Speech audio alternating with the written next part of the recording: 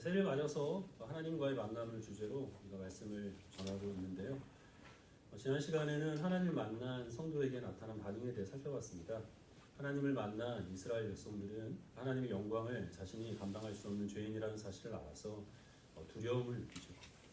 그와 동시에 그 영광스러운 하나님께서 자기를 만나주시기 위하여 그 영광을 가리우시고 나에게 가까우심에 대해서 감사하는 마음을 갖게 됩니다.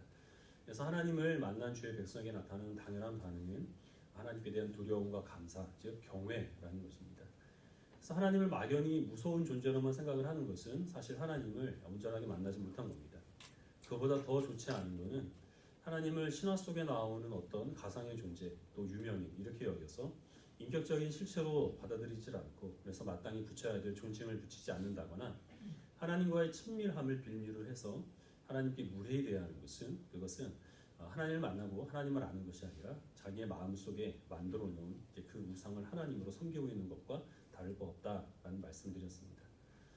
오늘 우리가 생각해 볼 것은 하나님께서 우리들에게 하나님을 만나게 하시기 위하여서 내신 그 길에 대한 것입니다. 그리고 그것은 바로 이제 성경입니다.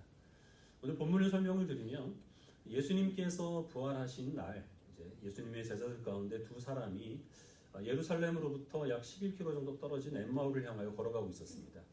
이 두 제자는 예수님께서 부르신 12제자 중에 포함된 사람들이 아니고 예수님을 열심히 따랐던 그런 사람들 중에 이제 두 사람이었는데요. 이제 이들은 굉장히 이제 얼굴에 슬픈 빛을 띠고 또 심각한 이야기들을 나누고 있었습니다. 근데 예수님께서 어느새 이들과 함께 하셨고 그들이 하는 이야기를 들으면서 함께 그 길을 걷고 계셨습니다.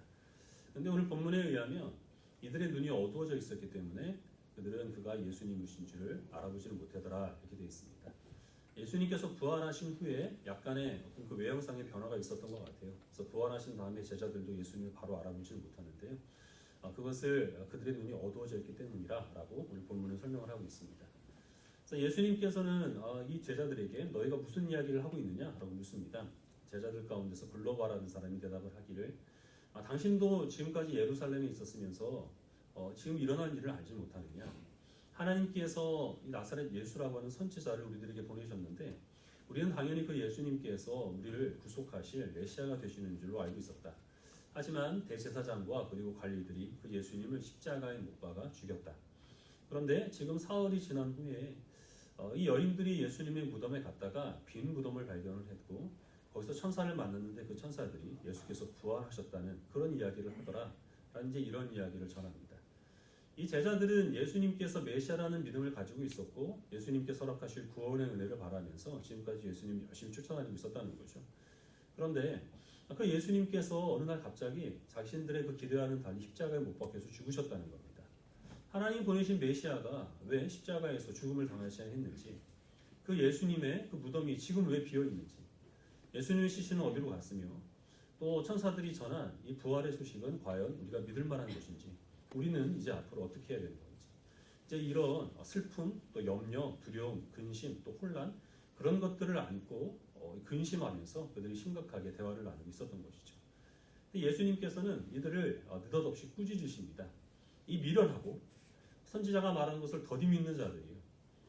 하나님께서 보내시는 그 메시아가 이 땅 가운데 와서 고난을 받으며 십자가에서 죽으실 것이고 그리고 부활의 그 영광에 들어가게 될 것을 이미 하나님께서는 구약 성경을 통하여서 우리들에게 알려주신 바 되지 않았느냐라고 말씀하십니다. 그리고 모세의 글, 즉 율법으로부터 선지서 그리고 그 나머지 모든 구약 성경에 있는 그 말씀 가운데서 예수 그리스도를 가리키는 그런 내용들을 지적을 하시면서 예수님께서는 그 내용들을 그 제자들에게 자세하게 설명을 해주십니다. 그때까지 제자들은 그가 부활하신 예수님이라는 사실을 알지 못하는데 이제 엠마오 마을에 들어간 후에 식사 자리에서 예수님께서 떡을 떼어 축사하실 때야 비로소 그들의 눈이 밝아져서 자신들에게 그 말씀을 가르치시니까 부활하신 예수님이라는 사실을 이제 알게 됩니다. 예수님께서 말씀하신 것처럼 이 구약 성경은 결국 예수 그리스도를 가리키고 있습니다. 이 구약은 다양한 형태로 되어 있죠. 율법서, 역사서, 선지서, 또 시가서 형태도 다양하지만 그러나 약 1000년에 걸친 그 시간 동안 하나님께서는 많은 사람들의 손을 사용하셔서 이 구약 성경을 기록하게 하셨습니다. 그래서 구약 성경의 내용은 상당히 방대합니다. 그런데 이 방대한 구약 성경의 핵심적인 내용을 한마디로 요약을 하면 오실 그리스도에 대한 예고라라는 것입니다. 그래서 이 구약 성경에는 예수님을 가리키는 많은 표시들이 있는데요. 6월절에 하나님께 드린 흠없는 어린 양, 이제 이것은 예수님께서 우리의 죄를 대신 지시고 우리의 죄를 대속하기 위하여 당하신 그런 희생을 예표하고 있는 것이고요. 이 이스라엘 백성들이 지켰던 안식일은 예수 그리스도를 믿음으로 우리들이 이 영원한 구원을 받아 누리는 평안함, 이제 그것을 뜻하고 있습니다. 모세는 이스라엘 백성들의 목자요 그리고 또 중보자로서, 그리고 다윗은 하나님의 백성들을 다스리고 통치하는 왕으로서 각각 예수 그리스도를 예표하고 있습니다. 또 선지서 말씀을 보면 예수님께서 우리와 같은 비천한 모습으로 이 땅 가운데 오셔서 고난을 당하시고 그리고 죽음을 당하시게 되는 것, 그리고 또 부활하시게 되는 것, 그리고 그 후에 지금까지는 이스라엘 백성들에게 집중적으로 향했던 하나님의 은혜가 이제는 온 세상에 전파가 되어서 해 뜨는 데로서부터 해 지는 데까지 여호와 하나님의 이름이 영광을 받으시게 될 것, 그리고 또 예수님께서 세우실 그 교회 공동체가 이제는 이스라엘이라는 나라를 대신해서 그 교회를 통하여 지금까지 버림받았던 이방인들이 하나님의 은혜로 부름을 받게 될 것, 이런 것들이 다 상세하게 기록이 되어 있다라는 것이죠. 그래서 우리는 이 구약 성경을 읽을 때 그 안에서 우리는 예수님을 찾을 수 있는데, 그러나 한 가지 우리가 주의해야 될 것이 있습니다. 이 구약 성경이 예수님을 예표한다라고 하는 것이 구약에 나오는 특정한 사물, 또 인물, 어떤 사건들이 예수님과 1대1로 대응된다, 이런 것을 뜻하는 건 아니라는 거죠. 명백하게 예수님을 예표하는 그런 내용 외에는 구약 성경은 구약 성경대로 읽어야 하는 겁니다.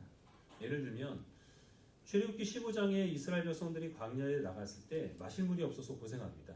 그래서 이스라엘 백성들이 어렵게 샘물 하나 발견을 했는데 그 물이 써서 마실 수가 없는 셈이었어요. 이스라엘 백성들은 하나님께 원망을 합니다. 그래서 하나님께서는 이제 모세를 통하여 한 나뭇가지를 그 샘에 던지게 하시고 그렇게 되니까 그 물이 마실 수 있는 단물로 변화되게 되었습니다. 아도 핑크라고 하는 이제 훌륭하신 설교가가 계시는데 그분이 그 내용을 설교를 하시면서 그 모세가 그때 던져놓은 나뭇가지가 예수님을 예표하는 것이다, 이렇게 말씀하셨습니다. 또 여러 가지 의미로 확대를 하고 또 많은 상징성을 거기에 부여를 하면 이제 그 해석은 틀린 것은 아닌데, 하지만 명백하게 그게 예수 그리스도를 예표하는 것이냐, 여기는 의문의 여지가 있다는 겁니다.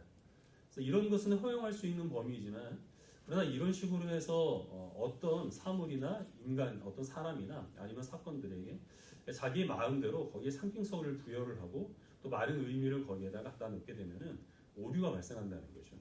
근데 이런 식의 설교가 사실 상당히 많습니다.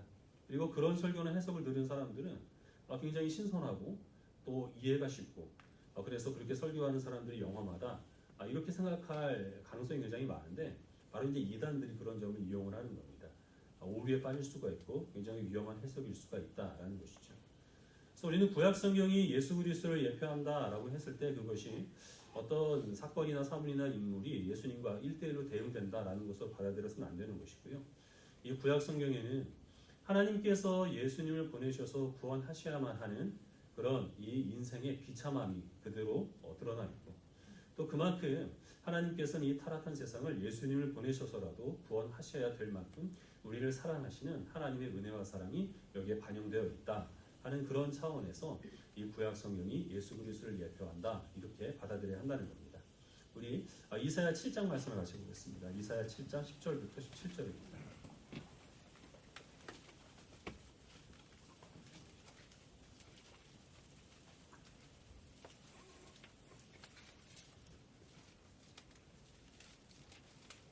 이사야 7장 10절부터 17절까지의 말씀을 10절을 제가 먼저 읽고 17절까지 한 절씩 읽어보겠습니다.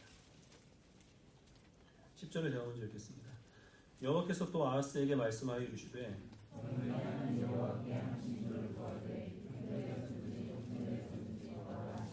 아하스가 이르되 나는 구하지 아니하겠나이다. 나는 여호와를 시험하지 아니하겠나이다 한지라.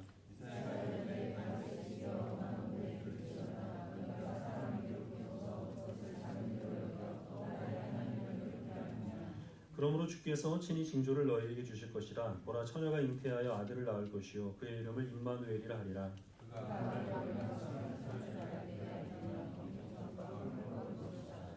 대저 이 아이가 악을 버리며 선을 택할 줄을 알기 전에 내가 미워하는 두 왕의 땅이 황폐하게 되리라.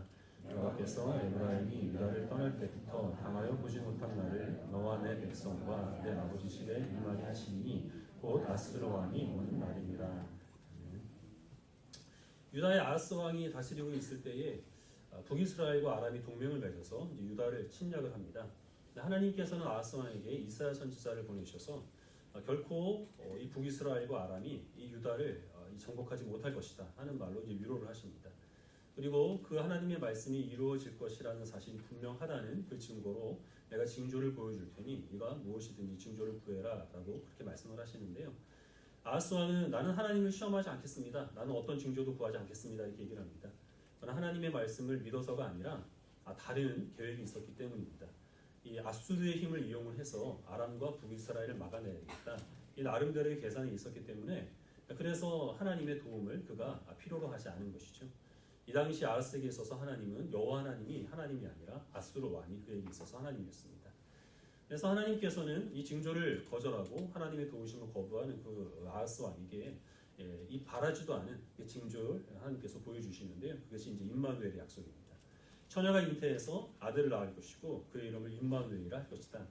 그가 선과 악을 구별하기 전에 네가 지금 미워하고 있는 아람과 그리고 또 북이스라엘이 황폐하게 될 것이다.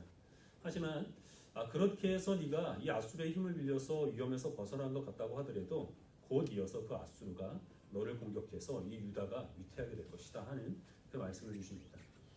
마태복음에서는 이 말씀을 인용을 해서 예수님께서 동정녀 마리아에게서 태어난 것이 이 이사야 7장 말씀의 성취다 이렇게 증거를 하고 있는데요. 하지만 이 이사야 7장 말씀하고 예수님의 동정녀 탄생하고 일치하는 부분이라고는 이 처녀에게서 태어났다라고 하는 그것밖에 없습니다. 예수님의 이름이 임마누엘이 아니잖아요. 예수님의 이름은 예수님이시죠. 그리고 이 임마누엘이라는 아이가 태어난 다음에 그 다음에야 이 아람과 그리고 북이스라엘이 망하게 되리라 하나님께서 이렇게 말씀을 하셨는데요. 예수님께서 태어나시기 수백 년 전에 이건 일어난 일입니다. 임마누엘이신 예수님께서 태어나신 후에 일어난 일이 아니라는 거죠. 그럼 마태는 잘못 인용한 것일까요? 마태가 이것을 이렇게 인용한 이유가 무엇이겠습니까? 조금 더 그 뒤에 있는 내용들을 보겠는데요. 이사야 8장으로 가셔서 8장 5절부터 10절까지 말씀을 해주시겠습니다.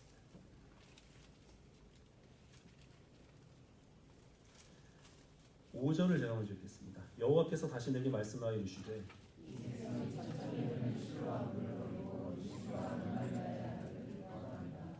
그러므로 주 내가 흉용하고 창일한 큰 하수 곧 아수르 왕과 그의 모든 위력으로 그들을 뒤덮을 것이라. 그 모든 골짜기에 차고 모든 언덕에 넘쳐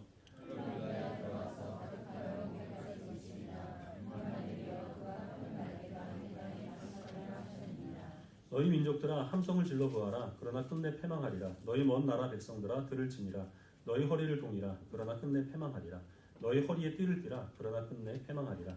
그러나 끝내 이루지 못하리라. 말을 해보아라. 끝내 시행되지 못하리라. 이는 하나님이 우리와 함께 계십니다. 이 예루살렘은 고지대에 있었습니다. 그래서 물이 귀해서 근처에 있는 샘에서 물을 끌어서 사용을 해야 했는데요. 그것은 이제 실로아 물이라고 불렀거든요. 이 우리가 읽은 말씀 6절에 보면 이 백성이 천천히 흐르는 실로아 물을 버리고 르신과 르말리아의 아들을 기뻐하느니라 이렇게 말씀하십니다. 실로아 물은 하나님의 은혜를 상징합니다. 이것이 너무나 천천히 흐르다 보니까 이스라엘 백성들은 시원찮게 여긴 거죠. 그래서 그것보다는 우리가 큰 물을 끌어들여서 그것을 마셔야겠다 이렇게 생각을 해서 끌어들인 물이 바로 이제 이방인의 힘이라고 하는 것이죠. 그래서 당장에는 그게 효과를 보는 것 같았습니다. 아수르가 이 아람과 북이스라엘을 무너뜨렸으니까요. 하지만 결국 그렇게 끌어들인 이 이방인의 물이 결국에는 홍수가 되어서 유다를 뒤엎게 될 것이다. 그래서 유다는 이 홍수 가운데서 이 간신히 물 밖에 목만 내놓고 숨만 쉴 수 있는 그런 위태한 상황이 될 것이다 라고 그렇게 말씀을 하십니다. 그리고 그 뒤에 있는 내용들을 보면 그러나 하나님께서 이 앞에서 7장에서 예고하신 그 임마누엘이라는 그 아이가 여기서 다시 나오는데요. 그 임마누엘이 날개를 펴서 이스라엘 백성들을 그 위험 가운데서 구원하여 내릴 것이다 라는 것이죠. 그래서 여기서 사용되는 이 임마누엘이라는 이 명칭은 사람의 이름이 아니고 이 말이 갖고 있는 원래 의미, 하나님께서 그 백성과 함께 하신다라는 그런 의미로 여기서 사용된 겁니다. 이사야 7장 말씀은 좀 어렵습니다. 그래서 의견이 이제 해석이 많은데요. 여기서 이 처녀가 누구냐? 이 히브리어에서 이 처녀는 젊은 여자를 뜻하기도 하는 것이기 때문에 이제 이것은 이 말씀을 선포하고 있는 이사야의 아내이고 임마누엘은 별명이며 임마누엘의 그 실체는 그 이사야의 아들이 마알살레 하스바스라고 하는 그 아들을 의미하는 것이다. 이렇게 해석하는 사람도 있고 이 처녀를 아하스의 부인으로 해석하는 사람도 있습니다. 그래서 아하스의 아들로 태어나는 히스기야 왕이 여기서 하나님께서 말씀하신 임마누엘이다, 이렇게 해석하는 그런 사람도 있습니다. 하지만 그 명칭이 누구인지, 누구를 가리키고 있는지 그것이 중요한 것이 아니고 그가 곧 태어나게 될 것인데 그 후에 일어나는 일이 중요한 거죠. 이 아이가 태어난 후, 그리고 또 그 아이가 철이 들기 전에 이 북이스라엘과 아람이 멸망하게 될 것인데 곧 이어서 아수르가 유다를 침략하게 될 것이다 라는 겁니다. 그러나 그때에 이 임마누엘의 약속을 주신 하나님께서 그 이스라엘 백성들과 함께 하여 주신다는 것입니다. 이스라엘 백성들은 하나님을 버리고 하나님을 떠났습니다. 그리고 이방을 의지하고 있는데요. 그러나 하나님께서는 그 이스라엘 백성들을 버리지도 떠나지 않고 계속해서 함께 하신다는 것이죠.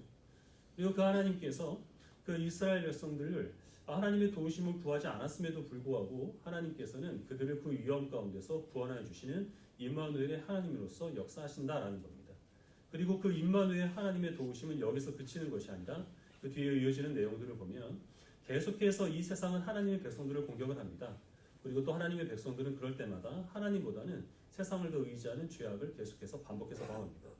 그러나 그들이 아무리 허리에 띠를 띠고 소리를 지르며 치밀한 계획을 세워서 하나님께서 그 백성들을 구원하시는 계획을 무너뜨리려 하더라도 아무런 소용이 없다는 거죠.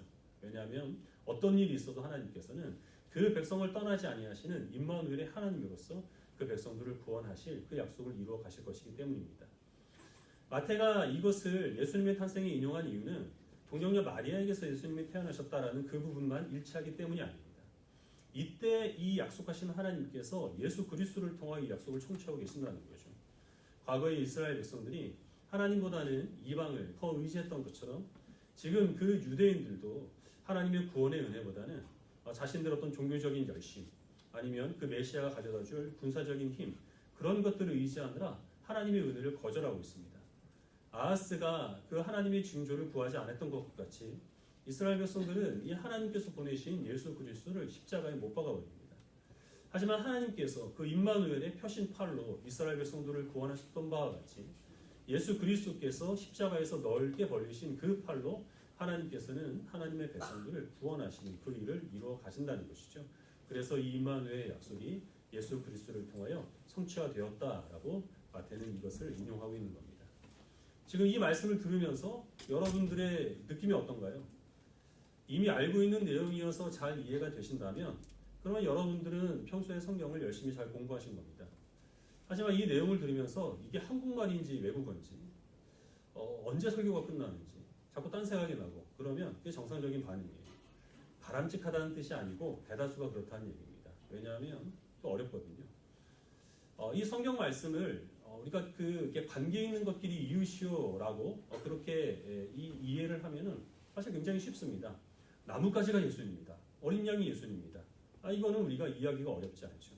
그래서 성도들은 사실 이제 그런 해석, 그런 설교들을 더 선호를 합니다. 그렇고 또 그걸 이제 이단들이 많이 이용을 한다는 겁니다. 하지만 우리가 이 성경 말씀에서 예수님을 찾는다라는 것이 그런 것을 뜻하는 것이 아니고 이 성경 말씀을 자세히는 모른다고 하더라도 대략적으로는 그 흐름과 각 말씀이 선포되는 상황들을 어느 정도 이해를 해야 그때 비로소 우리는 이 성경 말씀을 통하여서 하나님이 계시하신 예수 그리스도를 발견할 수 있다는 것이죠. 그런 이해가 있을 때에만 우리들은 이 하나님 말씀을 통하여서 왜 하나님께서 천하 만민 중에 예수 그리스도 외에는 구원받을 만한 이름을 우리들에게 주시지 않았는지, 또 우리들이 예수님 외에는 왜 구원받을 수 있는 길을 어디서 찾을 수 없는지, 구약에서 약속하신 잘하면 상 주고 못하면 벌을 주신다는 그 말씀이 은혜로 구원받는 우리들에게는 왜 적용되지 않는지, 예수 그리스도께서 지금 이 순간 우리를 위해서 무엇을 하고 계신지 비로소 그때야 어렴풋이나마 헤아릴 수 있다는 겁니다. 그러면 이 성경 말씀을 우리가 이 관계 있는 것끼리 이웃이오가 아니고 이 말씀의 전체적인 맥락과 그리고 또한 각 말씀에 선포된 상황들을 이해하면서 읽기 위해서는 무엇을 해야 될까요? 다른 게 없습니다. 성경을 많이 읽어야 됩니다. 그냥 가독만 해서는 부족하고요.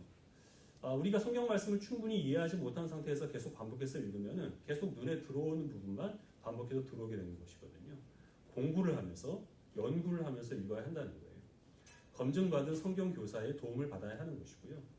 좋은 해설서들이 많이 나와 있기 때문에 그런 것들을 참고하면서 평생에 걸쳐서 내가 해야 될 일이다라는 각오를 가지고 열심히 우리들은 성경을 읽어야 그때야 비로소 우리들은 이 성경 말씀을 통하여 예수 그리스도를 발견을 하고 하나님을 만나는 은혜를 얻을 수가 있다라는 겁니다. 근데 그렇게 하기에는 시간이 없죠. 바빠요. 우리 너무 힘겹습니다. 이 주일 예배를 드리는 것만으로도 버거운데 거기에 대해서 우리가 어떻게 성경 말씀을 연구를 하고 교회에서 하는 성경 프로그램들에 참여를 하고 그렇게 할 수 있겠습니까? 저도 목사이니까 지금 말씀을 이렇게 드리는 거지 저도 평신도 때는 똑같았습니다. 바쁘다는 핑계로 성경 말씀을 잘 읽을 생각을 하지 않았어요. 그러면 우리가 이런 것을 한번 생각을 해봤으면 좋겠습니다. 하나님께서는 왜 이 성경을 굳이 쓰셔서 우리에게 주셨을까요? 성경을 읽는 건 굉장히 어려운 일이죠. 근데 여러분 읽는 거하고 쓰는 거하고 어느 게 더 어렵겠습니까? 쓰는 게 몇십 배는 더 힘듭니다. 근데 하나님께서는 그렇게 하셨거든요. 그것도 하나님께서는 소설을 쓰는 것처럼 아무것도 없는 상태에서 상상력을 발휘해서 성경을 쓰신 것이 아니고 이 성경을 쓰시기 위해 이 성경이라는 것은 사실 대부분 이스라엘의 역사잖아요. 이스라엘이라고 하는 한 민족을 세우십니다. 그리고 그 민족을 수천 년의 세월을 걸쳐서 흥방성쇠를 겪게 하셔요.